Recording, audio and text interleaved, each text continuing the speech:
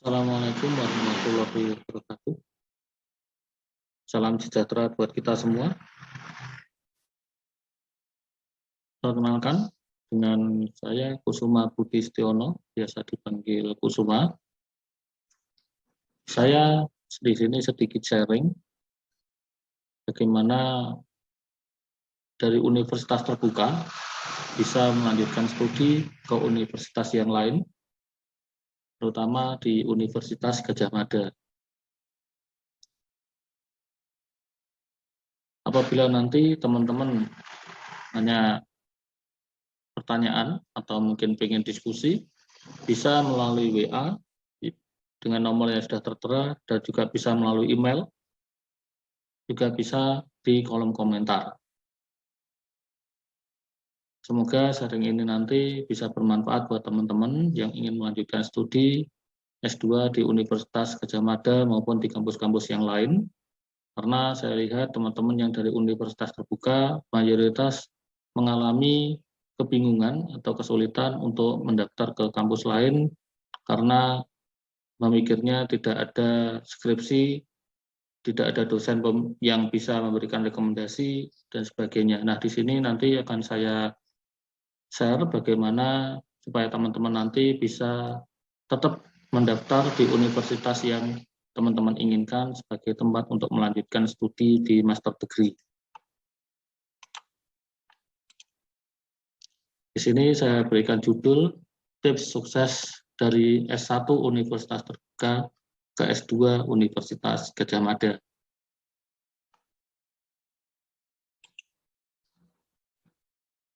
Nah, berikut ini ranking dari Universitas Gadjah Mada. Alhamdulillah di tahun 2023 University Ranking dari GS World memberikan hasil rilisnya berada di peringkat 231 dunia dan peringkat 1 di Indonesia. Untuk program Magister Management US World 2021, UGM menempati peringkat 201 program MBA dan 75 dunia untuk Entrepreneurship and Alumni Outcomes. Mungkin teman-teman ada yang berminat masuk.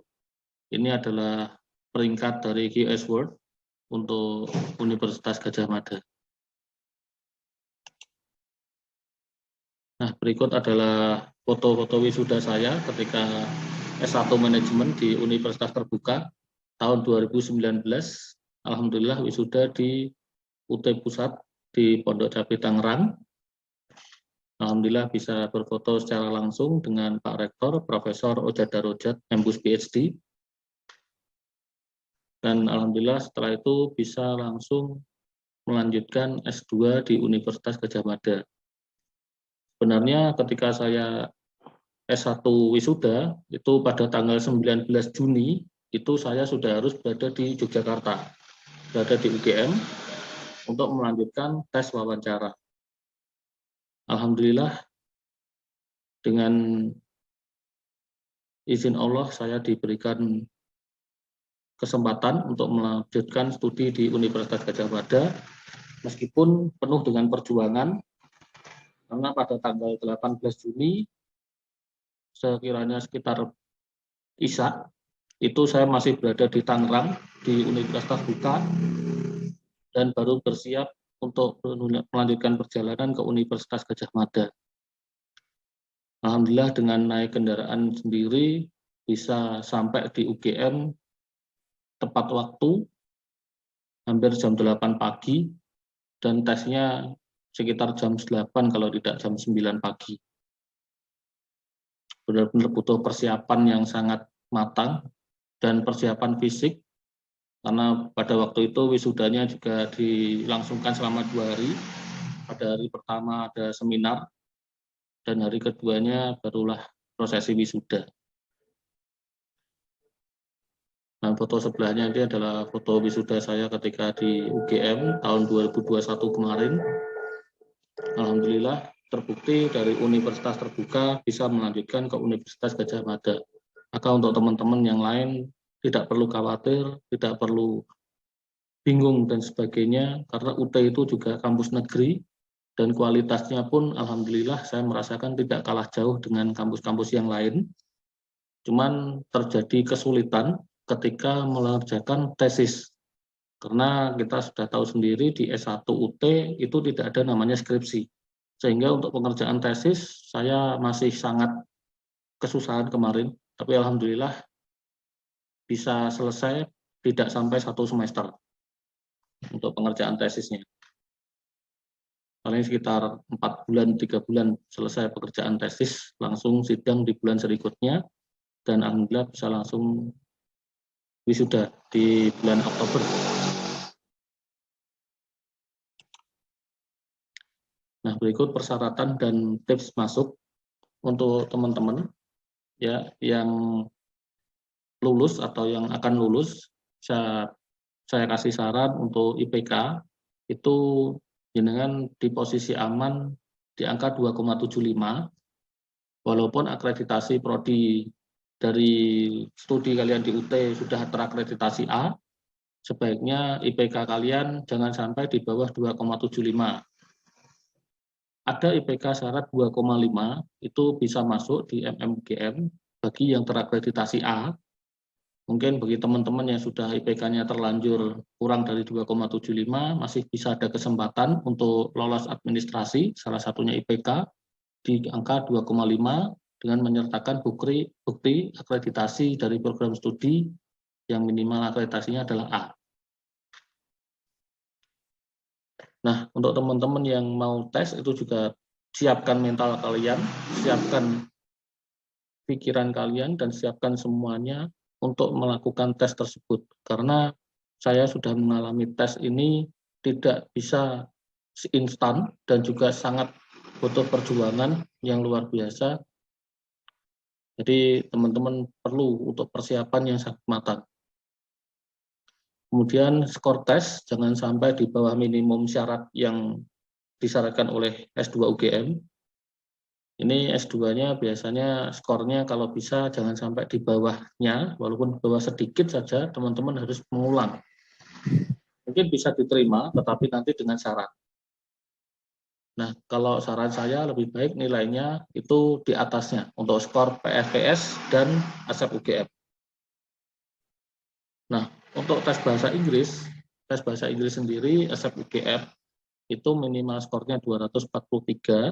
Kalau saya dulu di MMUGM, ini di MMUGM 209, sekarang naik 243, atau TOEIC yang minimal skornya setara 475 TOEFL. Itu untuk program MBA reguler, dan untuk yang internasional MBA itu setahu saya di skor TOEFL 525, dan untuk ASEP UGM-nya 250-an. Nah, ini yang saya bicarakan kenapa kok selalu MMUGM-nya, karena kebetulan saya berada di program studi tersebut. Mungkin untuk program studi yang lain saya rasa tidak terlalu banyak perbedaan. Nah, untuk tes selanjutnya adalah PAPS UGM, bisa menggunakan PAPS, bisa menggunakan TPA Batnas, bisa menggunakan TKD Ahimsi, tergantung teman-teman mana yang menurut teman-teman paling cocok buat teman-teman. Nah, skornya minimal juga sama 500 untuk bisa mencapai skor minimalnya. Nah, saran saya sebelum teman-teman daftar ke S2-nya UGM, lebih baik teman-teman browsing juga di um.ugm, ya. Biasanya nanti di sana ada informasi, dan untuk yang program studi masing-masing bisa ketik saja di Google admisi. Kalau misalkan UGM di MM, ya diketik aja admisi MMUGM.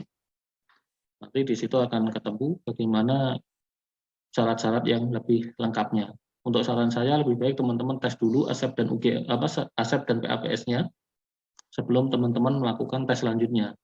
Karena untuk nilai ini sangat penting untuk teman-teman bawa dulu ketika teman-teman ingin melakukan tes.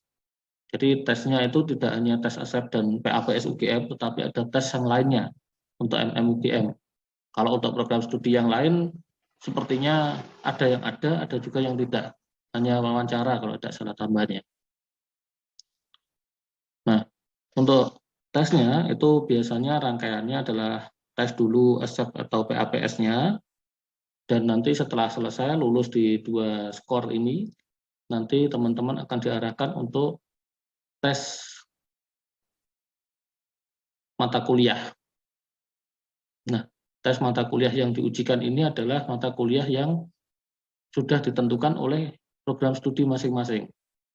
Itu untuk menentukan teman-teman nanti masuk matrikulasi terlebih dahulu atau teman-teman bisa langsung ke semester 1.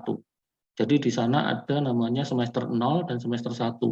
Kalau teman-teman tidak lolos tes ini, maka teman-teman nanti masuk ke semester 0 atau bisa dinamakan matrikulasi. Semester 0 ini juga sebagai penentu untuk teman-teman bisa masuk atau tidak di semester 1. Apabila teman-teman tidak memenuhi syarat, maka teman-teman akan dinyatakan gagal atau bisa mengulang untuk semester 0 lagi di matrikulasi. Kalau tidak salah ada kesempatan 1 kali untuk mengulang. Tapi alhamdulillah menurut saya sangat jarang sekali ada yang mengulang ketika matrikulasi menuju semester 1.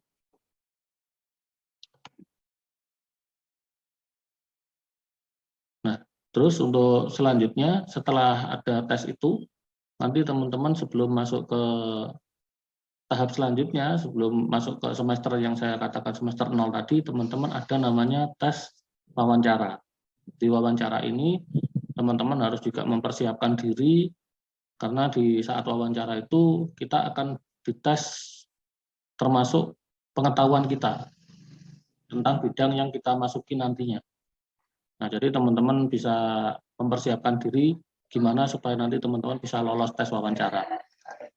Jadi tesnya tadi berurutan dari ASEP dan PAPS UGM, kemudian dilanjutkan dengan tes potensi dasar akademik, terus kemudian dilanjutkan lagi dengan wawancara, dan nanti kalau teman-teman tidak lolos yang tes mata kuliah ini tadi, maka teman-teman masuk ke matrikulasi, kalau lolos teman-teman langsung semester 1.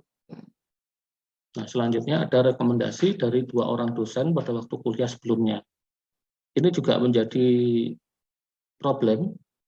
Ada masuk beberapa pertanyaan ke saya bahwa di UT kan tidak ada dosennya. Bagaimana saya bisa minta rekomendasi? Nah, jawabannya begini teman-teman. Kalau teman-teman tidak mendapatkan rekomendasi, mungkin teman-teman berada di Pokjar, teman-teman bisa langsung ke UPBJJ. Nanti teman-teman di sana bilang kalau teman-teman ingin melanjutkan studi S2. Nah, nanti pasti akan diarahkan oleh pihak administrasinya UT untuk ke dosen siapa yang memberikan rekomendasi. Nah, rekomendasi ini tidak harus dosen, biasanya dari atasan kalian juga bisa, bagi yang sudah bekerja. Nah, gimana kalau teman-teman masih kuliah? Saran saya ketika teman-teman masih kuliah, ingin melanjutkan studi, lebih baik teman-teman mendekatkan diri kepada dosen-dosen yang ada di sana, terutama dosen yang ada di UPBJJ, karena itu nanti akan memberikan rekomendasi Anda untuk bisa melanjutkan studi. Itu jauh lebih mempermudah nanti ketika Anda minta rekomendasi, karena beliau sudah mengenal Anda minimal 1 semester. Nah, seperti itu ya jawabannya teman-teman buat yang rekomendasi 2 orang dosen. Jadi teman-teman jangan bingung lagi, di situ sudah bisa nanti teman-teman minta rekomendasi sesuai dengan apa yang saya arahkan tadi. Terus selanjutnya ada surat izin belajar bagi yang sudah bekerja. Ini bagi yang sudah bekerja saja, supaya nanti tetap fokus pada waktu menempuh studi. Nah, berikut adalah contoh sertifikat PAPS dan ASEP UGM yang saya miliki ketika saya kemarin menempuh tes. Alhamdulillah untuk tes ASEP mendapatkan skor 256 dan untuk tes PAPS mendapatkan skor 517. Tentu skor ini tidaklah dengan sangat mudah bisa digapai, tetapi dengan penuh perjuangan, bahkan tidak hanya sekali tes. Saya melakukan beberapa kali tes supaya saya bisa mendapatkan skor seperti ini.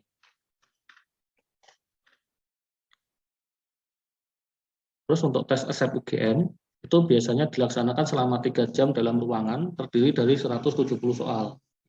Jadi teman-teman harus benar-benar mempersiapkan diri, Jangan sampai ketika teman-teman sudah berada di dalam ruangan, teman-teman izin ke belakang, ke toilet, dan sebagainya. Karena itu nanti akan menyita waktu teman-teman, dan biasanya juga tidak diizinkan. Karena itu dianggap nanti teman-teman seperti contek dan sebagainya. Jadi saya sarankan teman-teman benar-benar mempersiapkan diri ketika tes ASEP maupun tes PAPS UGM. Jadi ketika teman-teman sudah masuk ruangan, teman-teman sudah benar-benar siap. Sebelum tes dimulai, biasanya nanti ada dikasih jeda waktu sebelum soal diberikan untuk ke toilet terlebih dahulu. Pergunakan waktu itu untuk teman-teman benar-benar prepare. Apabila ingin ke toilet, silakan langsung ke toilet. Nah, di dalam ASEP UGM terdapat 5 subtes soal, yaitu yang pertama, listening comprehension, 20 butir soal selama 15 menit. Kedua, vocabulary, 30 butir soal 20 menit. Yang ketiga, grammar and structure, 40 butir soal 30 menit. Yang keempat, reading comprehension, 40 butir soal 40 menit. Dan yang terakhir, composing skills, 40 butir soal 40 menit. Nah, ketentuannya, buat teman-teman ketika mengerjakan listening comprehension, teman-teman tidak bisa mengerjakan vocabulary. Begitu pula sebaliknya, kalau teman-teman berada di vocabulary, teman-teman tidak boleh mengerjakan listening comprehension. Gimana kalau teman-teman sampai tetap mengerjakan itu, maka teman-teman dianggap pelanggaran. Teman-teman bisa mendapatkan sanksi dengan tidak dikeluarkan skor atau dibatalkan kepesertaan ujian.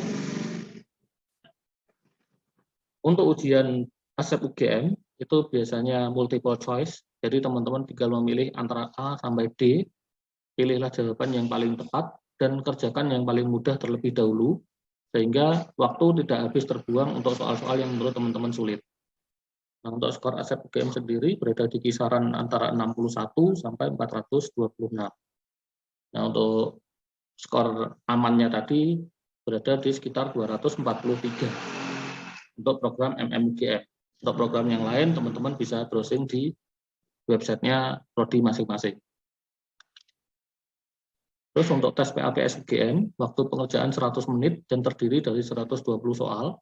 Sama, teman-teman harus benar-benar prepare terlebih dahulu. Jangan sampai ketika sudah mengerjakan soal, teman-teman izin. Terus terdapat 3 bagian soal, yaitu tes verbal, 40 butir soal, 20 menit. Tes kuantitatif, 40 butir soal, 40 menit. Tes penalaran, 40 butir soal, 40 menit. Ketika teman-teman mengerjakan verbal, tidak boleh mengerjakan kuantitatif. Ketika kuantitatif tidak boleh mengerjakan verbal. Sama ketentuannya seperti ASEP UGM. Dan untuk soal-soal ini juga multiple choice, jadi teman-teman tinggal memilih saja antara A sampai D. Kemudian untuk skor PAPS UGM, setahu saya itu berada di kisaran 200 sampai 800. Untuk amannya di angka 500. Nah, berikut ini adalah biaya dari S2 MBA UGM atau MM UGM. Biayanya yang saya ambil ini adalah untuk intake Agustus 2022.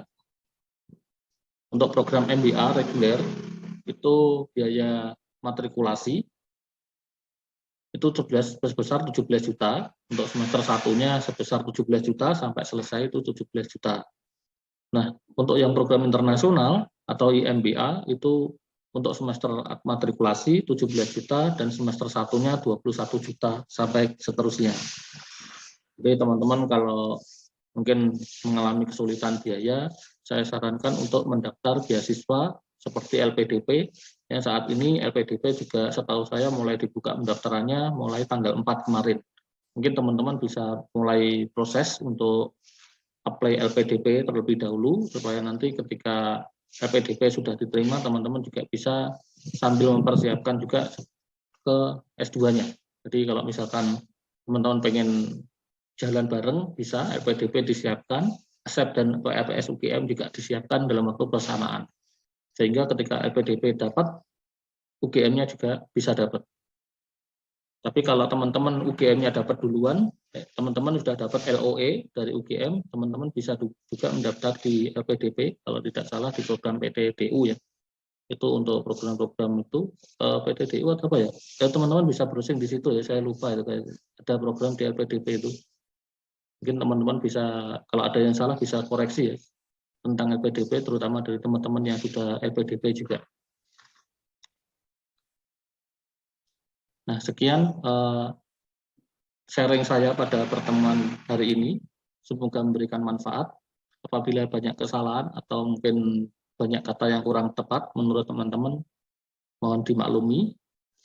Dan apabila teman-teman ingin share pada saya atau mungkin pengen bertanya-tanya atau pengen meminta informasi apa yang teman-teman butuhkan, insya Allah jika saya tahu jawabannya pasti akan saya jawab, supaya teman-teman akan mempermudah dan akan banyak lagi teman-teman dari universitas terbuka yang bisa melanjutkan studi di Universitas Gadjah Mada atau universitas-universitas ternama lainnya, atau mungkin di universitas yang di luar negeri. Terima kasih dari saya akhiri. Wassalamualaikum warahmatullahi wabarakatuh.